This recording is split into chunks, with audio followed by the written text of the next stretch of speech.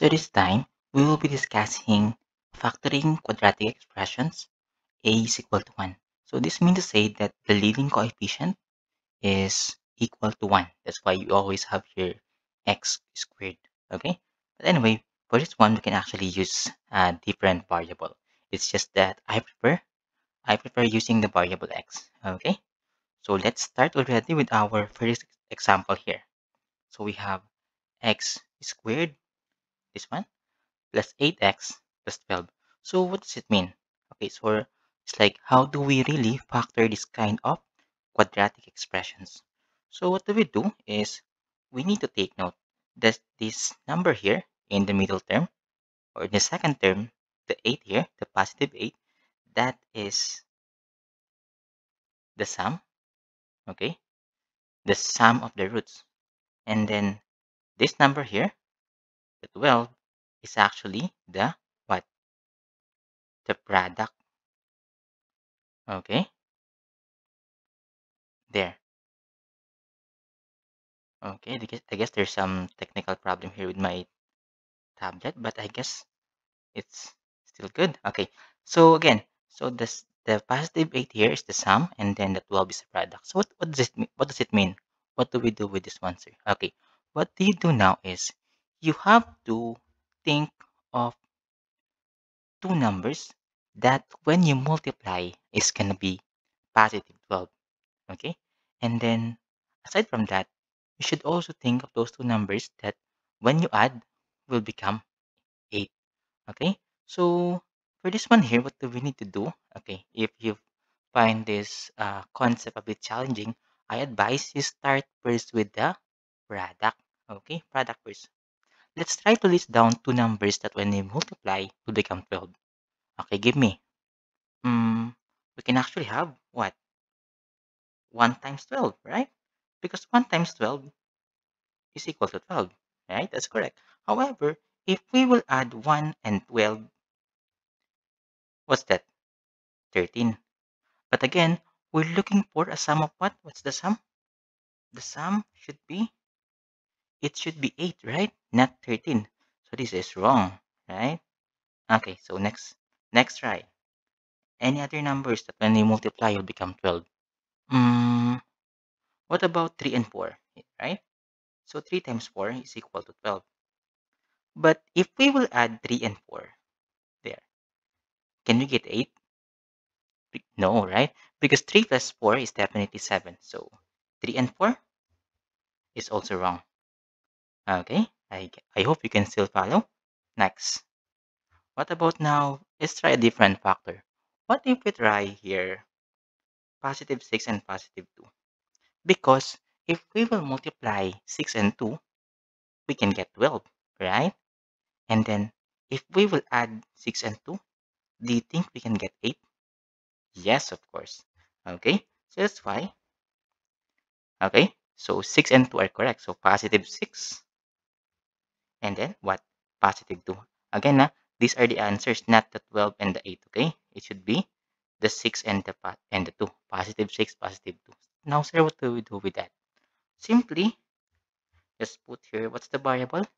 It's x, right? So put here x, and there you go. So this one here is our final answer. So when you factor out the quadratic expressions x squared plus 8x plus 12, the answer is x plus 2 times x plus 6. Okay, by the way, this can interchange. You can write it first as x plus 6 times x plus 2, or the other way around, x plus 2 times x plus 6. Okay, I hope you're able to follow our first example, but don't worry, we still have 3 more examples. Okay, so this one, number 2 example. Again, a is equal to 1. So the number here is 1. Okay, that's why it's only x squared. Okay, again, let's take note this one. This number here is the sum, and then this number here is the what? Product. Okay, so let's try to check again. So let's start first with our product. Okay, so let's try to think of two numbers that When we multiply, it will become, by the way, this is negative 24. Okay? Negative 24. So let's try to check. What are those numbers? Maybe let's try, what if, okay, we try, let's say, 8 and 3. But again, take note, it's negative 24, right? So if we will multiply simply 8 and 3, it's just positive 24, but we need negative 24. Maybe we can try negative 8 times 3, right? Because negative 8 times 3 is negative 24, so correct. However, if we will add negative 8 plus 3, what do we get? Negative 5, right? But we're looking for what? A sum of positive 2. Positive 2, we're not looking for negative 5. Okay? So that's why that one is wrong already. What if we switch our sign? Let's say we make this one as, let's say, positive 8 and negative 3. How come, sir? Well, because again, take note that 8 times negative 3 is also negative 24. But let's check the sum. What is 8 plus negative 3? It's gonna be positive 5. Still, that's not the sum we're looking for, right? We're looking for a sum of positive 2. Okay? What if now we try here? What about 6 times 4? If we will multiply 6 and 4, right, we will get 24. But of course, okay, 6 and 4. One number here must be negative. Let's try it first with negative 6. So how come again it's negative 6? And then why not positive 6 and positive 4? Again, your product is what? Negative 24. So one number must be negative. Okay, let's check. Negative 6 times 4, negative 24. But if we will add negative 6 and positive 4, can we get positive 2? No, that's actually negative 2. Well, I guess I hope you see already where are we going here. Because if we will switch our sign, if we will multiply 6 times negative 4, that's still negative 24, right? Correct. And then if we will add 6 and negative 4, we will get positive 2. So this one here is what? This is correct, right? So what should be the answer? Our answer should be what? So we have here um, positive 6, right? And then negative 4. So how do we write our final answer or the proper answer? What's our variable? It's x, right? So I'll put here x. I'll put here x. Parenthesis, parenthesis. This one here is our final answer. Okay, let's just check again. So if we will multiply positive 6 and negative 4, we will get negative 24, right? And if we will add positive 6 and negative 4, we will have positive 2. Okay, I hope this one is clear with you. But I guess it would be much better if we will have two more examples. Okay, I hope you can still follow. You can take a screenshot of this or go back to the first part if you want to. But we will have our next example ready. Okay, number 3 here. Okay, so the given is x squared minus x minus 12. Okay, so let's take it again that what? The second number is the sum and the third number here is the what? The product, right? Okay. Oops. Did I? Oh, it's raining. Sorry. Anyway, so our next number here, okay, number 3, x squared minus x minus 12. I'm sorry, it's raining here already. Anyway, so if if you will think, sir, there is no number on the second term, right? The sum is only minus x. Yeah, there's actually a number there, right? It's what? It should be. Oops, what's wrong with me? There. Ah, okay, sorry. My laptop is lagging here. Okay, there. So again, number 3, the given is x squared minus x minus 12. So sorry for that one. So again, it's x squared minus x. But sir, in the second term, there is no number, right? There's no number. There is, right? It should be 1. Actually, negative 1. So what do we do here is, we think of two numbers that when we multiply is going to be what? Negative 12. And when we add is what? negative 1. Okay, so let's try listing again. Again, this approach that I'm doing right now is not that, kind of advanced. I'm just doing this one like a general approach for everyone for you to follow. Okay, so negative 12. What if we try here 6 and 2? But again, since the product is negative 12, one number must be negative, right? So what's negative 6 times 2? Is that negative 12? Yes. But take note, if we will add negative 6 and then positive 2, what do we get? Negative 4. Is that what we're looking for? No. Because we're looking for a sum of what? Negative 1. So this negative 6 and 2 is wrong. Okay, let's try again because this 6 and negative 2 can also work, right? Because 6 times negative 2 is also negative 12. However, if we will add 6 and negative 2, we will get positive 4. Again, that's not what we're looking for. We're looking for what? Negative 1. Now, what if we try here 4 and 3? Okay, 4 times 3 is 12. But again, we're looking for negative 3, so one number here must be negative. What if we try here directly negative 4 and 3? Let's see. Again, that's going to be negative 12. And if we will add negative 4 and 3, what do we get? Negative 4 plus 3, we will have here negative 1.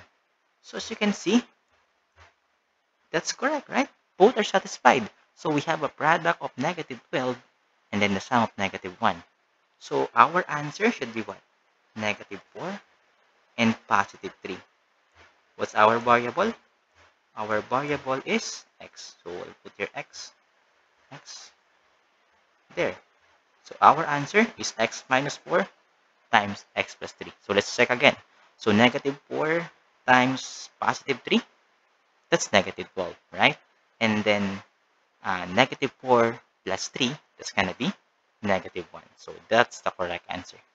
Okay, so let's do the number for our last example. And then don't worry, after this, I will give you another 4 items to answer on your own. Okay, so x squared minus 11x plus 28. Okay, so what does it mean? Again, this second number here is the sum. This is the what? Product. Okay, product. There. So let's try to think of two numbers that when we multiply is positive 28. Okay. However, this one, this is kind of different because unlike the first example, there, we have here x squared plus 8x plus 12, right? As you can see, it's both plus 8 and plus 12. What's the difference with number 4? X squared minus 11x plus 28. Okay, what does it mean? As you can see, you have here a negative number in the middle one, right? Negative 11. So, automatically, we will involve here a negative number. Again, let me repeat that. Once, just like the number, actually, just like the number 2, that there's a negative 24, right? So, x squared plus 2x minus 24. So, that's why our factor, we have x minus 4. For number 3, we have here x squared minus x minus 12. So, as long as you can see there, I mean, a minus sign or negative sign, automatically you have to think that maybe one or two numbers must be negative. So, what I'm saying is, for number 4, we can already ignore the what? The 2 and positive 2 and positive 14. Sir, why are you going to ignore positive 2 and positive 14? Well, because if I multiply 2 and 14, that's correct, right? That's gonna be 28, right? That's 28. That's correct. However, if you will add 2 and 14, both are positive, right? Can you possibly get a negative sum adding positive numbers? Positive 2 plus positive 14, that's what? It's gonna be 16. It's impossible that when you add two positive numbers to get a negative sum. So that's what I'm saying. The 2 and the 14, also the 7 times 4 is also 28, right? But if we will add 7 and 4, that's 11. That's positive 11. So what I'm saying here is, if you have here um, a negative sum, right? Again, so that's not going to be negative 11, right? So what I'm saying here is we can already ignore the positive 2 and positive 14 and the positive 7 and the positive 4. Sir, how come again? Because if we will add positive numbers, we cannot get a negative sum, right? So what I'm saying here, we can just try directly negative 2 times negative 14.